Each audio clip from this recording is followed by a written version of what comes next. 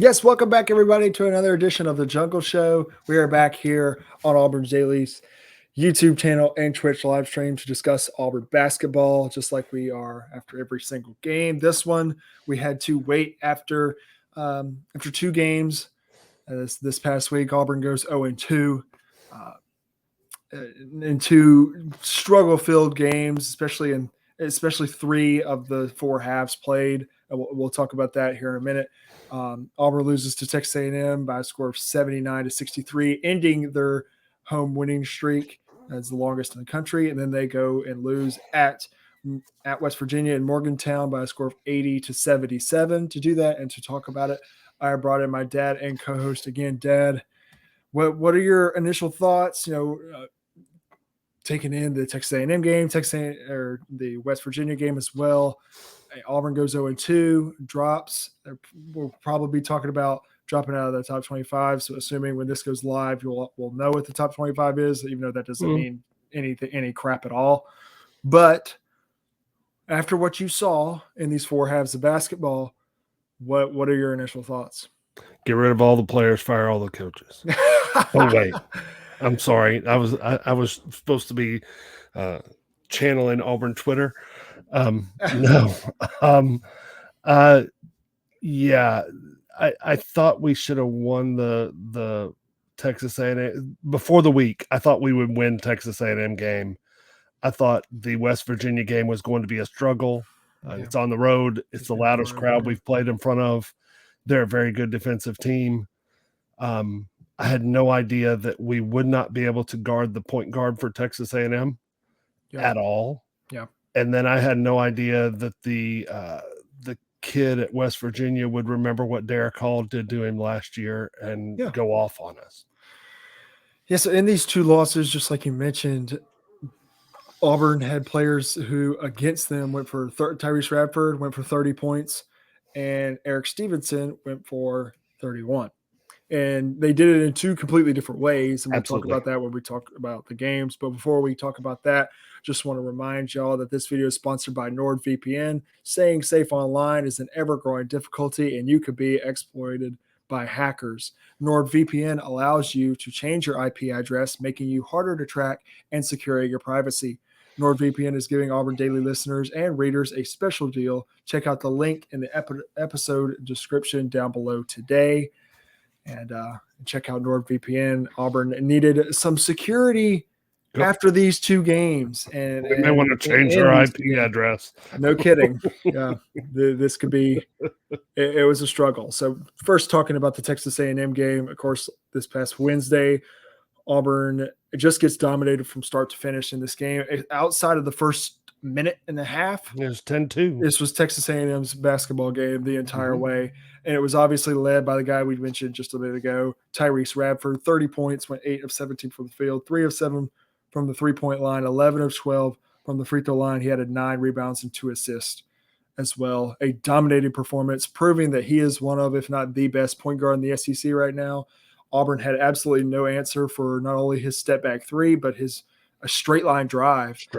And we talked about that 10-2. Auburn jumped out of the gate and led 10-2. I was like, oh, this is going to be fun. I'm excited about this. Yep.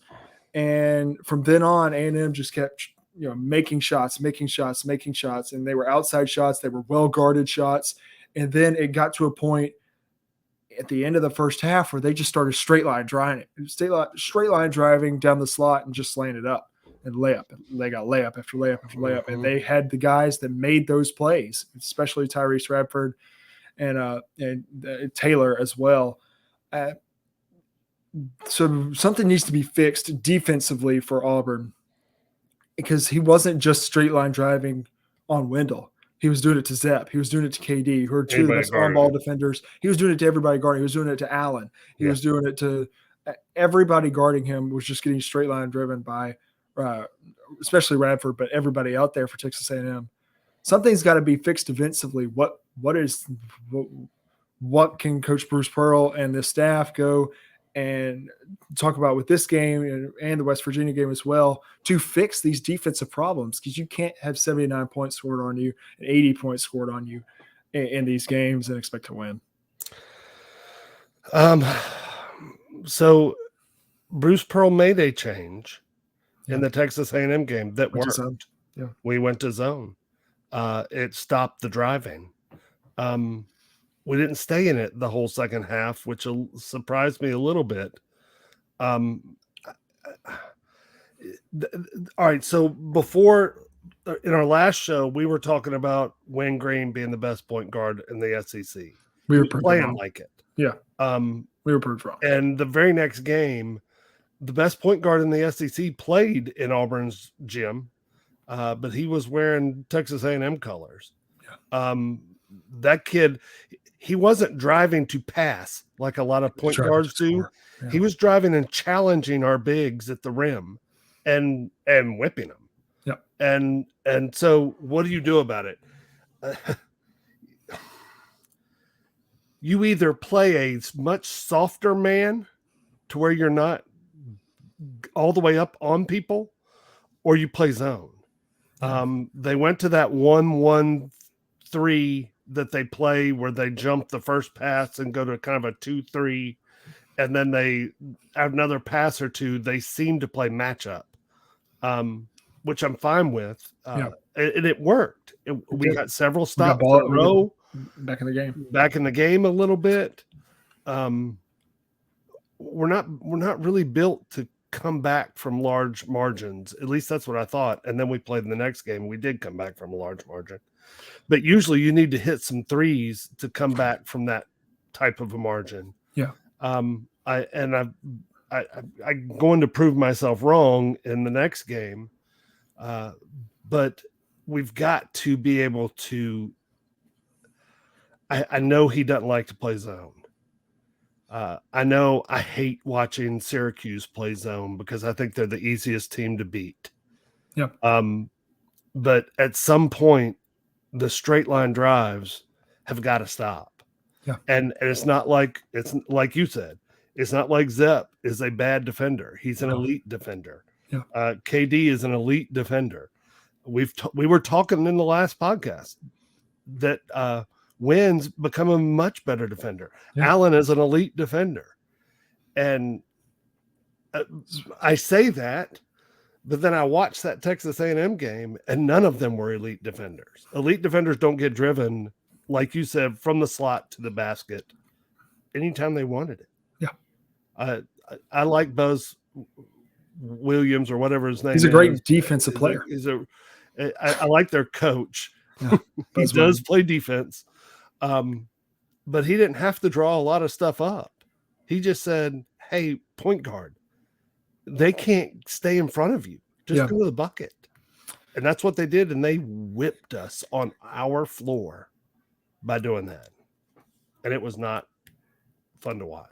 No, it was not. So looking down more at the Auburn stat sheet, struggled to shoot the ball. 3 of 16 from 3. That's not going to cut it, especially when the other team's shooting 7 of 19. 75% from the free throw line. That's 18 of 24.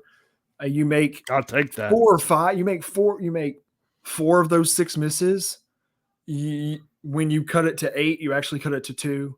Yeah. Or when you cut it to 8, you actually cut it to 4. You cut it to when you cut it to 6, you cut it to 2. So it changes the game. You got to make free throws, and we'll talk about that with West Virginia coming up because they made every free throw they shot, except for one. But looking down more at the Auburn stat sheet, we had players that played really well. I mean, I think Wendell did played a good game. He got outplayed, but played a good game. He had 16 points. He had 5 assists. Got in foul trouble. He's gonna score. He's gonna score more points. Janai Broom played really well. I thought he showed his dominance against a guy like Henry Coleman, who dominated Walker Kessler last year. And Janai Broom kind of took him over in this game and played really well. Had 16 points as well, 7 rebounds. And then you look down the stat sheet and it's like there's some struggles. There's Allen Flanagan, 3 of 10. That's not what we've been seeing from Allen. That's a little odd. KD goes 0 for 2 from 3, has 5 points. So it just wasn't a well put together offensive game. But there's one question that I want to ask. Okay. And I know Zach Blackerby asked this on Locked On Auburn, asked this to Zepp, and it was an interesting question. I want to get your thoughts on it as well. Jalen Williams shot 5 shots in this game, had 8 points, 3 of 5 in those 5 shots, had 7 assists and 3 rebounds. But he shot 5 shots, had 7 assists.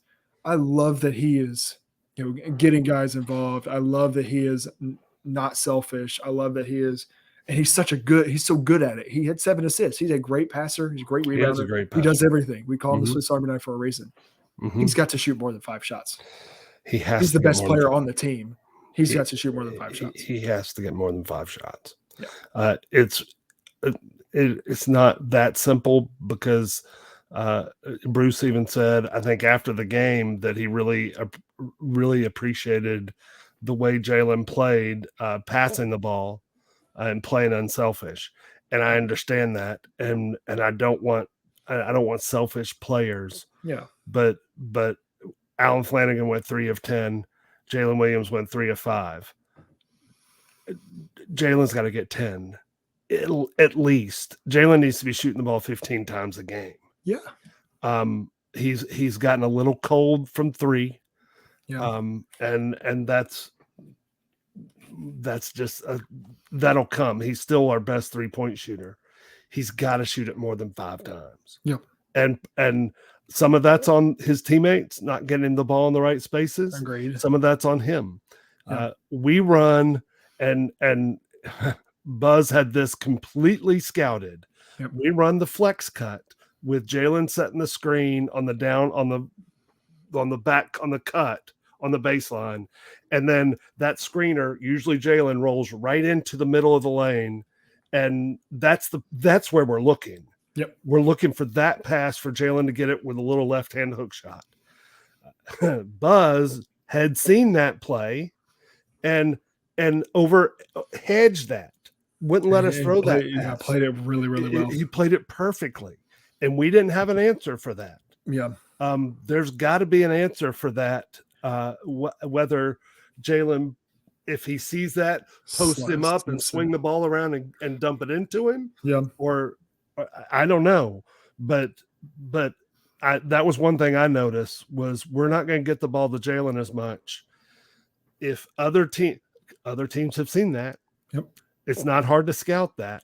When I saw it happen, I went, "Ooh, very good call by Buzz." Yep. That's a really good. He knows really that Jalen can hurt him, and that's a really good scout. Yeah, and that's part of the reason he only got 5 shots. Yeah, I guarantee that every single one of the coaches that you play from now on knows that Jalen can hurt them as well, and is going to do the exact same thing. So you've got to come up with a counter, a counter to that. Now, when we went to West Virginia, they didn't do that, and Jalen got several little push shot jump hooks, and I was like, "Yeah, he hadn't look." The Big 12 SEC challenge, and it's going to be the ACC SEC challenge next year.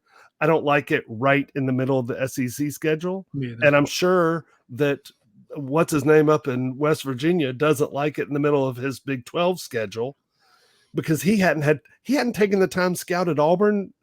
He had done a week's worth of work. Yeah. Buzz had done a lot of work because it's a SEC game. West Virginia hadn't scouted that play. If they would have, they'd have done the same thing. But I guarantee you Tennessee has. Yep. I guarantee you Alabama has. Georgia and Kentucky. And A&M, we got to play them again. Yeah. Ole Miss has. They're not going to allow that dump in. So you find a counter to it and you run it. Yep. And Bruce will. These people panicking after 2 straight losses. Kansas just pulled out a win over Kentucky yesterday after 3 straight losses. They were the national champions last year. So let's not panic. Yeah, we're not here to panic. We're here to not great. We're not great. We've got a lot to work on. There's not a great team in college basketball. But there's not a great team in college basketball. Exactly. We just go on and go from there. So moving on and talking about the West Virginia game. Before we do, I want to get your thoughts on the SEC Big 12 Challenge. Of course, just like you mentioned, this is the last year for the SEC Big 12 Challenge. Next year will become the SEC versus ACC Challenge. You'll get to see matchups against North Carolina, Duke, NC State, Wake Forest, Florida State, Clemson, those kind of schools, Boston Virginia. College, Notre Dame, Virginia Tech. So you get to see those matchups, and that's going to be a different vibe when it comes to, especially it being in the middle of the conference schedule, just like I mentioned. There. So, yeah. And it's going to be interesting. The matchups are going to be interesting. I'm excited about some matchups outside of just Auburn. Who's Auburn going to play? It's going to be different every year. But speaking on what happened on Saturday in the ACC Big 12 dominates 7 of the 10 games and wins the challenge with ease. It gets me a little concerned about the SEC just in general, because the only team that truly looked dominant in their game for the SEC was Tennessee. Tennessee had a dominant home win over a really good this team. And Missouri. Missouri was dominant Missouri over good. Iowa State. It was Iowa State, but Iowa State's top of the league, really by the way. They're number one in their league. So the only other win for the SEC outside of Missouri and Tennessee, just like we mentioned, the SEC had 3 wins out of the 10 games, was an overtime win for Mississippi State over a ranked TCU team. I was shocked by that. That is not what I would have thought. Congratulations, Mississippi State. Yeah, absolutely. And the other games, of course, just like you mentioned, Kansas went to Rupp and beat Kentucky. It was a good game. Auburn goes to West Virginia and loses. Alabama gets embarrassed by Oklahoma and Norman, which is just perfect. I don't even understand what even happened there. Oklahoma's not that good. Alabama didn't show up like they wanted to play. No. They looked like they didn't want to be there. And it's like I said, that's not an SEC game. So they probably didn't want to be there. Yeah. To be honest with you, Auburn looked like I thought the Auburn game was going to turn into what that one turned into. Yeah. Because for the first half, Auburn didn't want to be there. Nope. But Auburn showed some guts and some fight, some passion. Yeah. Alabama just never did. Nope. They never did. And Alabama got it ended up being what 93 to 69, a 24-point loss. Which it was 32 with about 4 minutes left. That game was not that close. 24 points is the largest loss of any top 3 ranked team to an unranked team ever. So they got absolutely embarrassed. Texas Tech goes and beats LSU only by 8. LSU showed fight in that game. Baylor beat Arkansas by 3. That was a good game, by the way. Kansas State embarrassed Florida in Gainesville, and Oklahoma State embarrassed Ole Miss in Stillwater. Yeah, so it's about 7-3 win for Big 12. Look, the top team in our league got run out of the building. Yep. The second place team in our league held their own on their own home court. Yep. I don't think Texas is as good as people say with their coach. They've gone through a lot coaching issue. Kentucky's kind of back. No, but Kansas really played well. Yeah, really Kansas played is a well. really good basketball team built for March. By the way, and they had good guards. They had lost 3 straight basketball games in that conference. And they that went Big to 12 conference. Yeah, that Big 12 conference is really good. I agree. They're better than the SEC, and they proved it. Yep.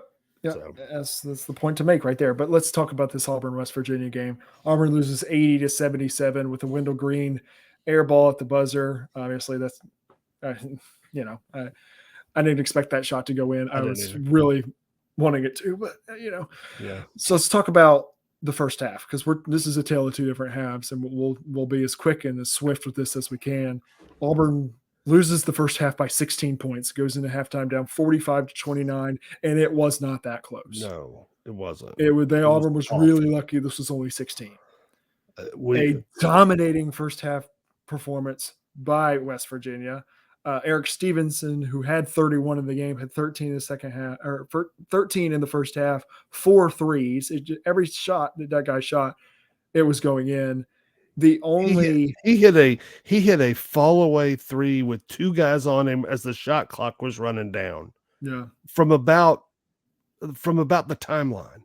So anything he was throwing up was going in, and I sat there and thought, man, I wish Derek Hall would have taken care of him last year. Just met him outside like he wanted to, and finished him all. We took a look at Stevenson in the transfer portal. We did. Yeah, we did. Dude can shoot. Yeah. He was much better than he was at South Carolina. I agree. Obviously, playing for Bob Huggins has gotten him going. Yeah, So yeah, no doubt. So, and then Auburn fights back in the second half, winning the second half by 13, but just coming up short. Could not had multiple chances to take the lead or to tie the game or to really get back, but was in it the entire last 5-6 minutes. They showed incredible work and passion in that second half, winning that second half by 13 points. In that second half, Janai Broome looked like the best player on Auburn's team, if it's not Jalen Williams. Both of those two were dominant. Katie Johnson came alive in that second half. thank God, Made some mistakes, but also made some plays. great. That leads to Auburn's success in this game or in this second half. But Auburn comes up just short. So some stats to point out: Auburn has 22 bench points in this game, which is the most they've had since non-conference play.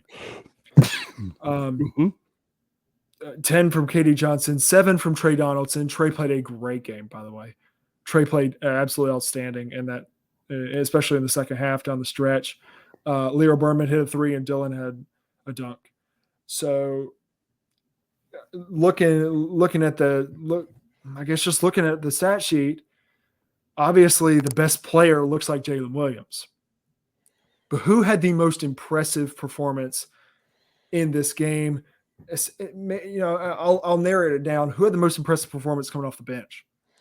So I think Trey Donaldson earned, if not starting minutes, at least significant off the bench minutes. And when I say starting minutes, I'm not talking about in place of Wynn. Yeah. I'm talking about in place of Zepp. Yeah. I love Zepp Jasper. He played great. Trey played great. He gives you a lot on defense, but he really doesn't give you much on offense. Every once in a while, he hits a 3. Trey gives you another ball handler to start the game and lets Wynn play off ball a little bit. I don't know. That's not what's going to happen, obviously. But I was really impressed with Trey Donaldson. It's great to see KD have a game where he finally starts making a couple shots because we need him. Yeah. He has been a missing link in our losses, especially, but in our wins, he's been absent. At one point in the first half, my thought process was there's no way KD's coming back next year. He will get processed. Yeah. You don't bring him back because he's not helping. No. Then he had a good second half. I will say about midway through the second half, we were making a run, and I tweeted out after this play happened, I said, Auburn had the ball down 7 with a shot that Wendell makes 9 out of 10 times. It was a wide open reverse layup. Yep. It spun out. He misses, and they get a 3-point play on the other end. They shot it, got fouled. 5-point swing. Do we have mental toughness to overcome this adversity? Because I thought either that's the end of the game. It very easily could have been the end of the game because they went back up 10 points. 100%. Or do you have the guts to come back? The comeback, by the way, was not 3-point shooting. The comeback was Jalen needs to shoot the ball 10 times and Janai needs to shoot the ball 10 times. Yeah. And let's force feed them the basketball. So I hope that we found something in that second half. Number one, you found mental toughness was on display. Yeah, they could have the entire second half. Yes. They could have folded after Wynn did that. They could have folded when KD made the shot, got fouled, and we're 1 point down. All he has to do is make a free throw. He misses it. They could have folded when Jalen gets a chance at a 3-point play and just misses the bunny, so he's not able to finish it. So there were plenty of times when that team could have folded, and they didn't. So it's impressive what they did, but I hope more than anything they learned you go to Jalen and Janai as often as possible. 100%. they can carry your team. And if you go inside out and you can get an open three, then that's fine. Yep. But dribbling around and passing out on the perimeter and shooting a three is not you're not gonna win anything. Yeah. So in this game, Auburn shoots 49%, 32% from three. In this game, of the 29 made shots, 14 of them were made by Jalen Williams or Janai Broome. Of their 77 points, 33 of them were from Jalen or Janai. Of their 31 rebounds, 12 of them were Jalen or Janai. Just like you mentioned, just like last year, this team is run through the front court. Mm-hmm. You know, and we've talked about if Wendell plays good, Auburn's going to play good. If Wendell plays bad, Auburn's going to play bad. That is so very true, and that is evident in these two games. But this team will run through the front court, especially offensively. Yeah, and in this look, in the Texas A&M game, and hang on, Janai Broome had 12 shots. In the West Virginia game, he had 11. But the difference, especially the second half of the West Virginia game, Jalen Williams had 5 shots in the Texas A&M game. He had 11 in this game. That's 8 points to 18 points. That's 10 points that you didn't have in that Texas A&M game. Because if you would have scored 77 points in that Texas A&M game, you would have lost by 2. Yeah, things would have been a lot different. So it's a tale of 2 different halves in the Auburn West Virginia game that you didn't have a tale of 2 different halves in the Texas A&M game. So you see the promise, you see the potential for this Auburn team to make runs. We've seen their potential to get hot. We had a stretch right after the Georgia game where we beat Arkansas, the 2 Mississippi schools, LSU, and South Carolina.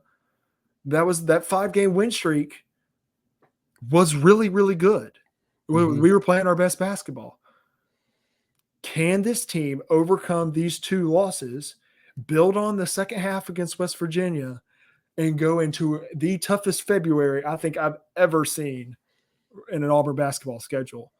Because it is a gauntlet. It is a dogfight. But it's all going to be about mental toughness and adversity. Can this team overcome these 2 losses, especially that Texas A&M game, especially with that being at home and the way you lost that game? And then, getting down way early against West Virginia and clawing your way back and having a shot, should have won. You get a game against Georgia, a revenge game against Georgia at home on your home floor again on Wednesday. And then, man, it just go to Tennessee. It just gets harder and harder and harder. Yeah, it's one of the things that I did notice in the West Virginia game was, yes, we had a guy go for 30, but he wasn't doing it straight line driving to the hole. No, he was hitting guarded 3-point jump shots. They really have good guards, and we didn't let them drive. Yeah. So Zepp especially got 2 jump balls, I think, on back-to-back possessions. Yeah. By guarding them. So did we find something out? I don't know. Did we? Those guards aren't any better than. I mean, they're not a lot better than the A&M guy. He's not a lot better than them. I think Radford is better. He's better, but he's not. We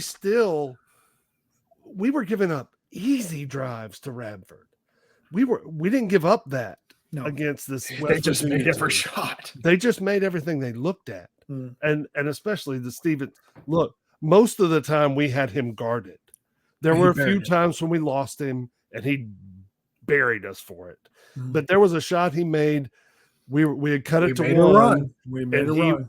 We cut it to 1. He went to the corner on an out of bounds play, and he had Alan Flanagan draped all over him, and he drilled a 3 falling out of bounds. Yeah. You just live with those are the ones you just shake their hand and go, that's a hell of a shot. Yeah, that's a good shot. It's a hell of a shot. So, he's not going to make that all the time. And there's not a lot of guys that will. However, like you said, Wednesday you go back home, you play a pretty darn good Georgia team right now. They They are play not well. the bottom of the barrel. Nope. And they beat you. And you should have that revenge on your mind, and you should have starting a new streak at home on your mind. You got to get this one. Yeah. You have No to get that. This is a have to game. And then because then you go to Tennessee Saturday afternoon, 2:00 Thompson Bowling. That place will be loud and it's huge, and they They're defend playing better than any team I've fantastic. seen in a while. They're playing unbelievable basketball. Texas couldn't do anything in the first half against them. Yep. And you just hope that you can stay in the game until the end and maybe pull one out. And if you do, then that's a big dub and you move on. If you don't, you weren't expected to, and you move on. Yep. But you need to beat Georgia Wednesday evening. Yeah, just like I mentioned earlier, it's all about this February. Mm-hmm. This Auburn team could go. I could see them being, if they have a dominant February and they get hot and they start playing their best basketball and they start defending better and they defend that home court just like we've seen them do, they could reach up to a 3 seed in the NCAA tournament and maybe like a 2 seed in the SEC. If they struggle and they don't face the adversity and they fold and we're playing like we did against Texas A&M and we're not making shots and we're not defending the home floor, they could drop to a 8 or 9, maybe a 10. They could drop out. Yeah. Because we don't have quad 1 wins. No. So it all depends on this February and the adversity and the mental toughness of this basketball team. And I'm excited to see. I know Bruce Pearl and the staff will have the team ready. I'm excited to see if we can use it and win some basketball games, because just like we mentioned, it's a dogfight ahead. But we'll go ahead and get out of here. If you want to find either of us on Twitter, at Gray Oldenburg, at War Eagle Hoops. For the YouTube listeners, subscribe and like down below. If you're listening on podcasts, subscribe as well. We thank y'all for listening to another edition of the Jungle Show. We'll be back later on this week to discuss the Georgia game. Thank y'all. And look ahead to Tennessee. Yep. War Eagle. War Eagle.